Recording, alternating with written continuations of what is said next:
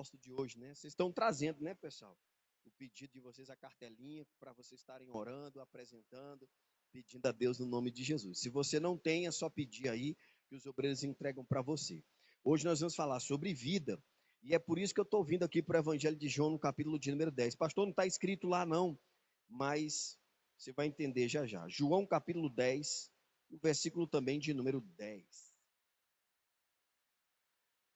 João 10, 10.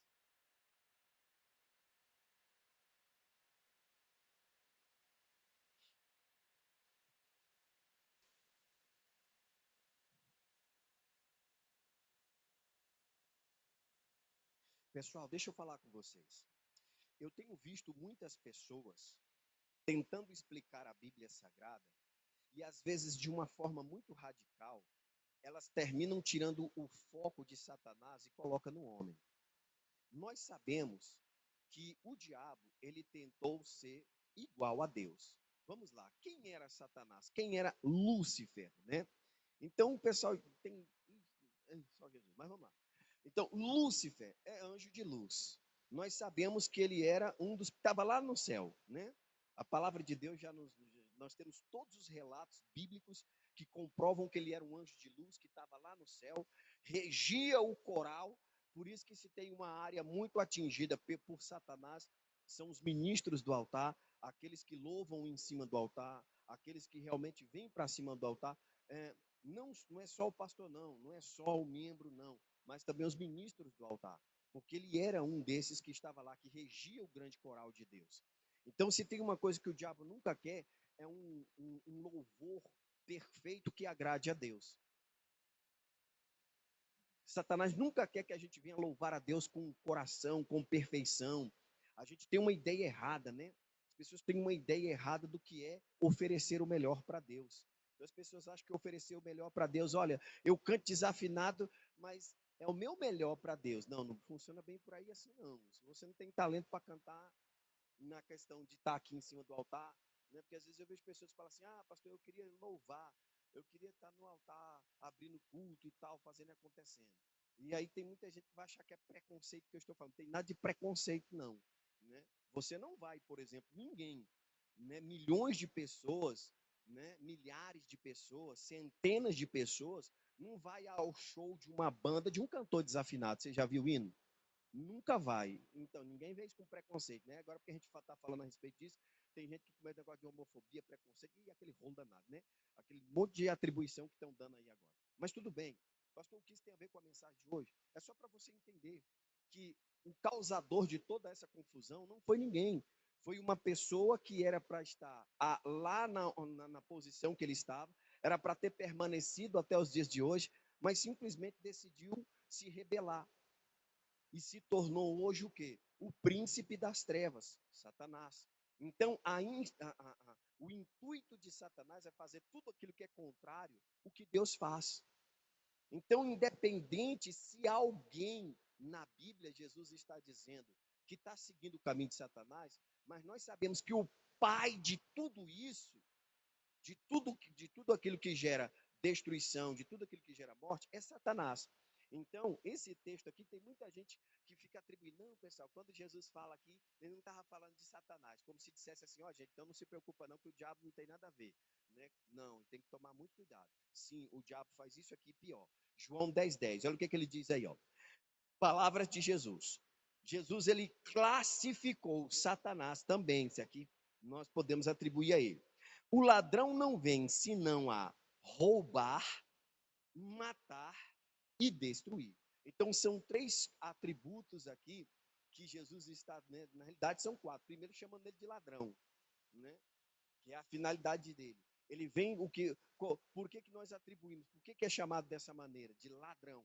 Porque é aquela pessoa que simplesmente se apodera né, daquilo que não é dele de forma o quê, pessoal? De forma injusta, né, de forma às vezes dura. Por exemplo, um ladrão não chega para você, já falei isso aqui, né? Mas um ladrão não chega para ninguém na rua falando assim, olá pessoal, tudo bem? Como é que a senhora está? Olha, a senhora está bonita hoje. Como é que está a família da senhora? Tudo bem? Olha, eu vim avisar para a senhora que eu sou um ladrão. E aí, com muito amor e carinho, eu queria levar seu celular. Eu queria levar sua bolsa, eu queria levar também tudo que você tem aí, tá bom? Isso, e aí depois nós vamos ali, sentamos, tomamos um café e aí a senhora vai embora para casa. É assim, alguém aqui já foi assaltado? Ninguém nunca foi, né? Glória a Deus, louvado seja Deus. A irmã Helena já foi. Foi com todo esse carinho assim que ele assaltou a senhora? Ah, não? Pois é. Então, o que, que eu estou querendo dizer com isso? Que sempre eles vêm fazendo com que a gente se sinta o quê? O escárnio, né? Pode ver que a gente aqui é ruim, a gente aqui não presta, a gente quer isso, aqui. Eles vêm, xingam a gente, hostilizando de um jeito que a gente se fica até com medo, né? Então, o diabo não é diferente, irmão. Satanás não é diferente. Jesus está querendo dizer que o diabo ele não vai chegar para você brincando com você, sorrindo para você. Não. Ele pode até vir de uma forma sutil, mas o final dessa sutileza é uma destruição em massa. Aonde ele entra no seu casamento, ele começa muitas vezes com a armadilha da ofensa, levando muitas vezes a armadilha da ofensa para dentro de um casamento, a indiferença, colocando muitas vezes, né, a terceira pessoa, a mentira, o engano, a frieza. Então, todas essas coisas são atributos do inimigo para destruir, por exemplo, um casamento, para levar a um casamento a estar como? Na divisão. Lembra que Jesus certa vez disse que todo reino ou casa dividida contra si mesma, ela não vai ficar de pé, ela vai cair. Então essa é a finalidade do inimigo. Então o diabo tem essa finalidade de fazer o quê? De roubar. Roubar o quê? Aí ele começa tirando a sua paz, ele começa tirando a sua alegria, ele começa realmente tirando o seu sono, e aí ele vai destruindo, ele vai fazendo aquilo que realmente faz parte do caráter dele. Ele não vem senão para roubar. Aí ele rouba a sua paz, rouba seu sono, rouba a sua saúde. Porque Jesus, ele declarou, está escrito na sua palavra, nós já aprendemos que ele já levou sobre si as nossas dores e enfermidades.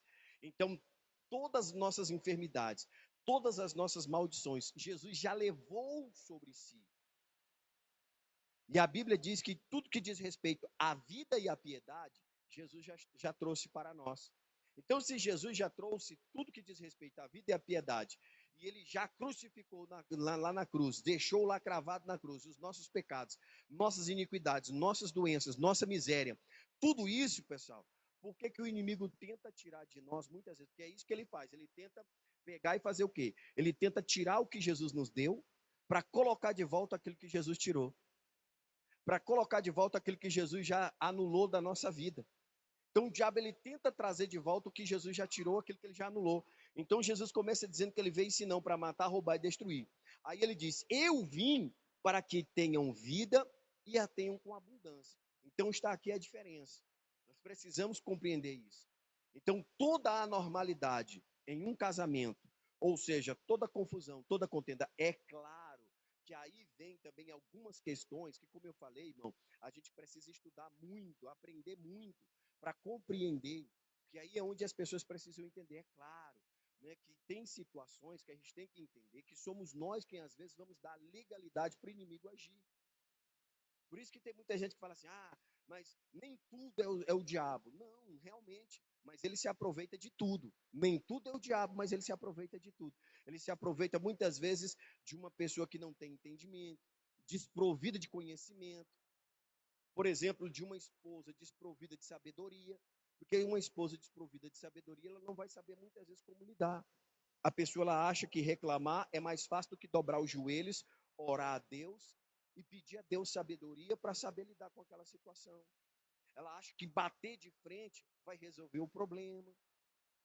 Quando a Bíblia não diz isso, nós precisamos, é claro que também você não tem que ficar com a cabeça baixa o tempo todo. Você tem que saber a hora de você pegar e se posicionar. Por exemplo, para você entender, certa vez o povo de Israel estava saindo do Egito, se depararam diante do Mar Vermelho e atrás do povo de Faraó. O povo parou para fazer o quê, pessoal? Para simplesmente reclamar com Moisés. Moisés teve que parar para falar com Deus. E Deus falou: Moisés, por que o povo parou? Diga o povo que marche. Então, tem momentos de você parar e tem momentos de você avançar. E muitas vezes nós não sabemos, por isso que precisamos do quê? De buscar a Deus para Ele nos dizer, para Ele nos mostrar, para Ele falar para nós realmente sabermos quando nós devemos fazer ou não, quando nós devemos seguir ou não, quando nós devemos tomar aquela direção ou não. Então, tudo isso está relacionado ao fato de nós buscarmos a Deus e precisarmos da sabedoria de Deus, né? Por exemplo, a Bíblia diz que a mulher sábia, como eu falei, já que eu citei, a Bíblia diz que a mulher sábia edifica a sua casa. Mas a Bíblia diz que o princípio da sabedoria é o quê? É o temor a Deus. É aquela pessoa que vai buscar na palavra de Deus, que vai estudar. Opa, peraí, eu preciso aprender, eu preciso saber o que eu devo fazer. É alguém que não vai ficar só, entenda, pelo amor de Deus. Deixa eu falar para quem está nos assistindo. Não estou fazendo apologia você não orar. Eu estou dizendo que nem tudo também é sua oração, como eu acabei de falar. É também, sabe o quê? Busca de conhecimento. Você tem que unir o útil ao agradável. Oração com busca de conhecimento. Pessoa ora, ora, ora, ora, ora, ora, ora, ora. Mas continua na ignorância, não dá. Eu tenho que orar, tenho que orar, tenho que orar, tenho. Mas eu tenho que buscar o quê? Uma sabedoria, tenho que buscar entendimento. Opa, peraí, eu preciso aprender como que eu lido com essa situação. Como é que eu vou lidar, como que eu devo fazer para lidar com esse problema que eu estou passando aqui? Então, deixa eu buscar. Que seja a luz da palavra de Deus, que seja a luz de bons livros que nos auxiliam, porque nenhum livro de qualquer escritor cristão vai substituir a palavra de Deus, mas vai acrescentar a você conhecimento para te ajudar no que você precisa. Mulheres que têm dificuldades no seu casamento, então busque estudar, porque a palavra de Deus, o mais importante está na palavra, está aqui, ó. Os livros são apenas, como eu falei, situações que são coisas que nós vamos agregar ao conhecimento e que vão te ajudar. São experiências que outras pessoas tiveram e que funcionaram, assim como na Bíblia. Por exemplo, a Bíblia nos dá, a Bíblia é completa em tudo, irmão. Com relação a isso, certa vez houve uma divergência entre Abraão e Sara. Houve uma divergência no casamento de Abraão e Sara. Teve, pastor? Teve. Esse casamento quase foi pro beleléu. Ou seja, quase perdeu a vida esse casamento. Por quê? Porque Abraão, de primeira mão, deu ouvidos a Sara. Pelo amor de Jesus, não me atire pedra não, irmã, que eu não estou falando que é por Jesus de Nazaré. Pelo amor de Cristo, presta atenção.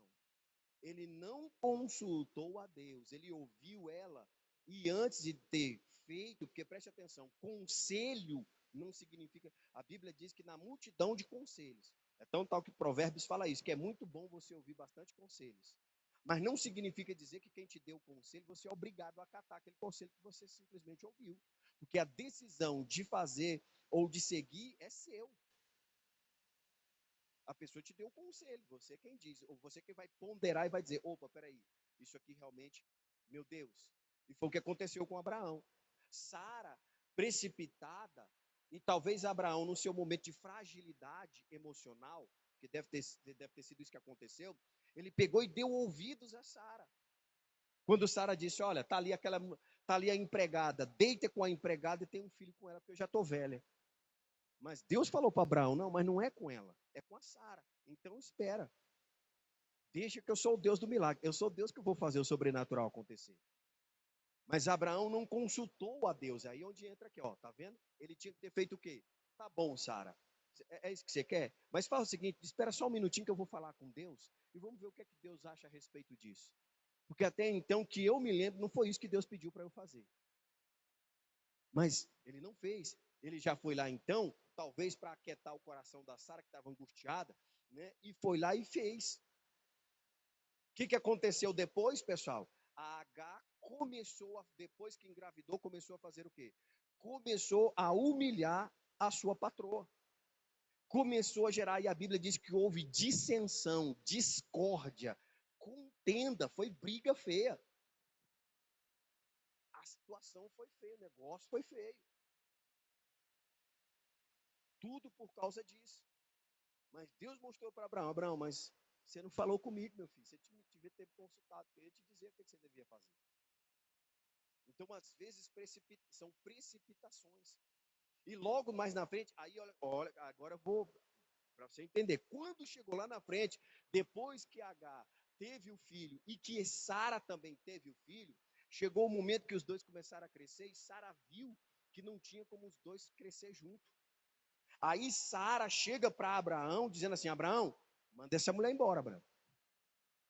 E Abraão naquele momento ficou bravo, brigou com Sara, Dizendo, ó, da outra vez deu maior confusão, agora você sai daqui que eu não quero saber dessa conversa, não. Aí Abraão saiu para lá e tal, tudo mais. Quem que apareceu para Abraão agora? Deus. Vem aqui, Abraão. Deixa eu falar contigo, meu filho. Presta atenção. Nem assim também não. Da outra vez ela não tinha razão, não, mas dessa vez ela tem. Quem está conseguindo entender agora o que o pastor está falando? Então, tem coisas que você tem que ouvir, e não estou dizendo que você não tem que acatar, estou dizendo que você tem que buscar de Deus a direção para a confirmação daquilo que verdadeiramente está sendo dito. Amém? Do conselho que você está recebendo. Então, naquele momento, o casamento do Abraão foi o quê? Foi salvo, irmão. A família foi salva. Ou seja, tudo correu bem, Abraão atendeu, né, atentou para o que Sara tinha dito, e tudo deu certo.